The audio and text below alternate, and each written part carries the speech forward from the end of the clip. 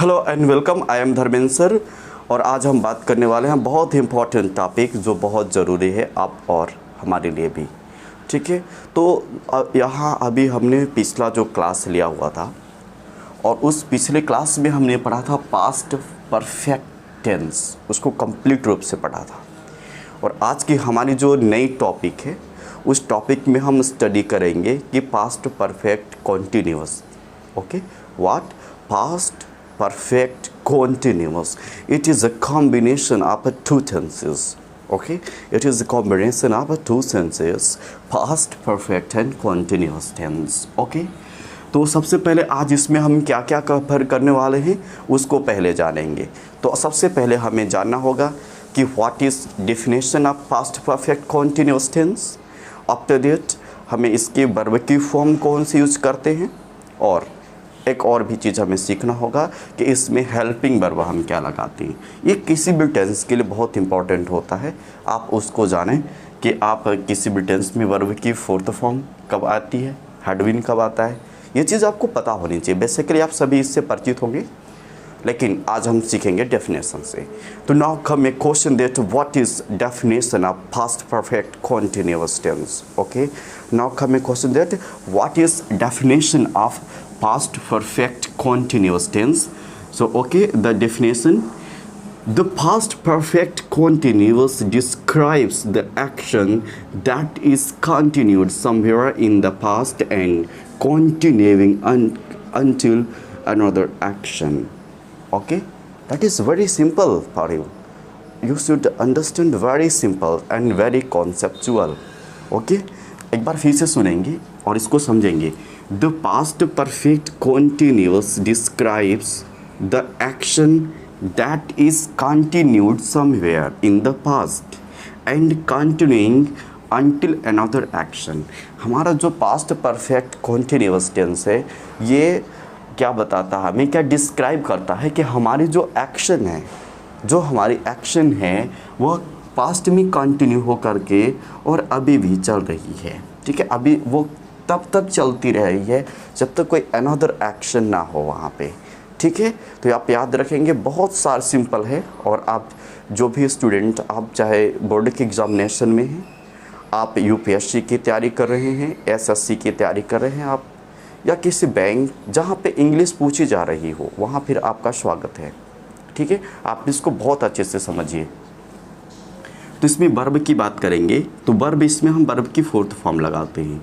उसकी जो helping verb होगी इसमें हैड बीन होती है। ठीक है, मैंने आपको क्या बताया कि इसमें वर्ब की फोर्थ फॉर्म लगाई जाती है। आपको वर्ब की फॉर्म का मैंने एक कॉन्सेप्ट पढ़ाया हुआ है, वो प्रेजेंट में ही मैंने कंफर्म करा दिया है कि कौन से टेंस में हम वर्ब की कौन सी फॉर्म लगाते हैं। जिन्होंने नहीं देखा है वहाँ जा कर के उसको सीख लेंगे। और मैंने ये भी बता दिया हुआ है कि इस सभी वर्ब, पॉजिटिव वर्ब क्या होती हैं, कॉमन एरर क्या होता है, और इसको बेसिक टू एडवांस मैंने कवर किया हुआ है उसमें, पास्ट से पहले प्रेजेंट में। ओके, तो अब यहाँ पे एक और भी चीज़ हम जानेंगे कि हैड बीन मीन्स होता क्या है। हैड बीन मीन्स होता है जब हैड के साथ हम वर्ब की थर्ड फॉर्म लगाते हैं। तो बीन का जो कॉन्सेप्ट होता है, बीन का मतलब होता है हैड प्लस वर्ब की थर्ड फॉर्म। यहाँ पे हेड और वर्ब की थर्ड फॉर्म जो है वो कॉम्बाइन हुई है। जब हेड और वर्ब की थर्ड फॉर्म को हम मिला देते हैं तब वहाँ पे हम वर्ब की जब हम वर्ब में बीन कैसे बनती है इसको जानेंगे। तो हेड के साथ जब हम वर्ब की थर्ड फॉर्म लगाते हैं, हेड के साथ जब हम वर्ब की थर्ड फॉर्म लगाते हैं तब वह बीन होती है। एक्चुअली कहीं भी लिखा मिले आपको बीन तो आप समझ जाइए कि इसमें हेड और वर्ब की थर्ड फॉर्म लगाई गई हुई है। ठीक है, अब let's talk about formula. What is structure of past perfect continuous tense? It is very important your and you will have to understand the concept of past perfect continuous tense. We have to focus the structure. Without structure you can't clear your concept. Okay, so first of all we will have to focus then what is structure and main concept of past perfect continuous tense. Okay, so let's begin. Subject had been, verb की fourth form means the fourth form of the verb since for plus time.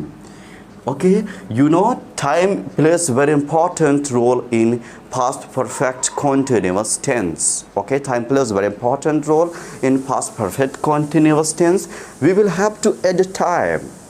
Okay, like since morning, 2002, 2021 means time. We will have to add a time. And I told you in present tense that what is the concept of time and when we use since and when we use for. Okay, so students, हमने आपको since फार का जो concept है वो present simple tense में पढ़ा चुका हूँ। प्रेजेंट सिंपल टेंस का आप जाएं और उसमें प्लेलिस्ट में हुआ होगा, आप प्लेलिस्ट ओपन करें और वहाँ से आप खोज लें कि पास्ट प्रेजेंट टेंस में हम टाइम का मैनेज कैसे करते हैं, उसमें हम सिंस का प्रयोग कब करेंगे और फार का प्रयोग कब करेंगे। इसके बाद जब हम नेगेटिव की बात करेंगे, नेगेटिव सेंटेंस कैसे बनाएंगे, तो उसका फार्मूला है subject had not been plus verb की fourth form. Subject had not been और वर्ब की फोर्थ फॉर्म। ओके, आपको इन चीज़ों से समझना होगा कि सब्जेक्ट हैड नॉट बीन और वर्ब की फोर्थ फॉर्म। ओके, इसके बाद हम बात करते हैं interrogative sentence. Now come question that हम इंट्रोगेटिव कैसे बनाते हैं। तो सबसे पहले आपको हैड, सब्जेक्ट, बीन और वर्ब की फोर्थ फॉर्म अदर वर्ड। ध्यान रखिए इसमें इंट्रोगेशन मार्क हम लगाते हैं, ठीक है। इंट्रोगेटिव सेंटेंस में इंट्रोगेशन मार्क को नहीं बोलना है और यहाँ पे ये सीखना है कि हैड और सब्जेक्ट बीन को हम रखे कैसे हुए हैं। तो यहाँ पे हैड सब्जेक्ट फिर बीन आएगा, इसके बाद वर्ब की फोर्थ फॉर्म हम लगाएंगे, ठीक है। ये चीज़ मैं आपको बताना चाह रहा हूँ, ठीक है। अगला हमारा जो है वो है WH वर्ड से कैसे बनाते हैं। तो WH वर्ड से कैसे बनाते हैं, सबसे पहले हम WH वर्ड रखेंगे हैड और सब्जेक्ट बीन और वर्ब की fourth form other word plus ये हो गया। लेकिन इसमें हम इसका नेगेटिव कैसे बनाएंगे, इंट्रोगेटिव नेगेटिव कैसे होगा। तो इंट्रोगेटिव नेगेटिव के लिए हैडंट, सब्जेक्ट, बीन, वर्ब की फोर्थ फॉर्म अदर वर्ड, ठीक है। ये चीज़ आपको याद रखना होगा कि नेगेटिव हम कैसे बनाएंगे। तो हैड के साथ नॉट, फिर सब्जेक्ट, बीन और ये बाकी सारी चीज़ें आप लगा देंगे, जहाँ इसमें हैडंट हो जाएगा, ठीक है। अब यहाँ पे WH से नेगेटिव हम कैसे बनाएंगे, एक बहुत बड़ा ही कॉन्सेप्ट है। तो WH वर्ड के बाद हम ये सेम चीज़ को कॉपी कर दे रहे हैं। WH hadn't, subject, been, verb की फोर्थ फॉर्म और अदर वर्ड, इस प्रकार से, ठीक है। तो आपको इन प्रकार चीज़ों को समझनी है। आई होप आप ये आपको समझ में आ गया होगा, ठीक है। Let's start with an example. Vikas had been teaching in this college for 10 years before I joined here. Okay, that is example very useful for you. You will understand with the help of example. Vikas had been teaching in this college for 10 years before I joined here. Vikas, it is a called subject, had been helping verb, teaching object in this college, that is object in this college. Vikas had been teaching in this college. आप पाएंगे कि मैं इसी sequence में subject हो गया विकास, had been और ये हो गया टीचिंग, वर्ब की फोर्थ फॉर्म। ओके, इसके बाद इन दिस कॉलेज, फॉर टाइम यहाँ पे जुड़ा हुआ है। अब यहाँ पे 10 है, फॉर 10 ईयर्स, मतलब ये डेफिनेट नहीं है, ठीक है, इनडेफिनिट है। ये शो कर रहा है period of time, it indicate 10 years. तो आपको 10 ईयर्स जहाँ पे आता है जिसमें नंबर वाली चीज़ आती हो, वहाँ पे आप फॉर यूज़ करेंगे। वैसे भी मैंने आपको सिंस फॉर को बहुत अच्छे से एक्सप्लेन करके समझाया हुआ है और सिंस फॉर आप यूज़ कर सकते हैं 10 ईयर्स। ओके, तो Vikas had been teaching in this college for 10 years before I joined here. Okay, ये आपका फास्ट सिंपल टेंस का है, इसमें before I join here. He had been playing since morning. He had been playing since morning. Morning है, since लगेगा, playing verb की fourth form हो गई, had been ये auxiliary verb means helping verb, ही हो गया आपका सब्जेक्ट। ओके, ये बहुत ही सिंपल है, इसमें कुछ समझाने के लिए है नहीं। ही सब्जेक्ट हो गया, had been helping verb, playing verb की फोर्थ फॉर्म और morning है तो since से लगेगा, सुबह से। तो वह सुबह से खेल रहा था, ये क्या हो जाएगा, वह सुबह से खेल रहा था। तो he had been playing since morning. Priya had been coming since 2021. Priya had been coming 2021. तो ये क्या हो जाएगा, प्रिया 2021 से आ रही है, ठीक है। इसमें इस प्रकार से कॉन्सेप्ट को हम समझ लेंगे। बाकी और भी जो एग्जाम्पल मैंने आपको सिखाया हुआ है, आप उस एग्जाम्पल को इस फार्मूले से आप बेहतर से बेहतर सेंटेंस को बनाएं। यदि आपको जिसमें दिक्कत जा रही है, जो चीज़ आपको समझ में नहीं आ रही है, वो आप कमेंट सेक्शन में लिखें और आई होप डेट आपको बहुत अच्छे से समझ में आ गया हो। इसमें कुछ है नहीं। इसके बाद हम आपको बहुत ही इंपॉर्टेंट चीज़ों को कवर कराऊंगा। तो आज से हमारे ये पास्ट परफेक्ट कॉन्टिन्यूअस टेंस यहाँ पे ख़त्म होता है।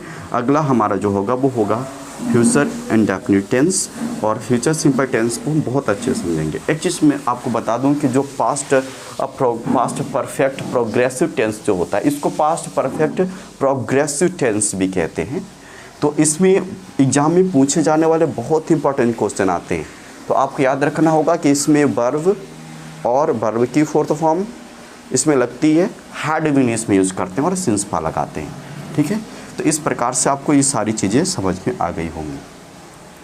सो I hope you will have to understand all the thing which is important for your examination, and you will have to understand all the concept। जब आप कॉन्सेप्ट को समझेंगे तो वहाँ से आप चीज़ों को बहुत आसानी से समझ पाएंगे।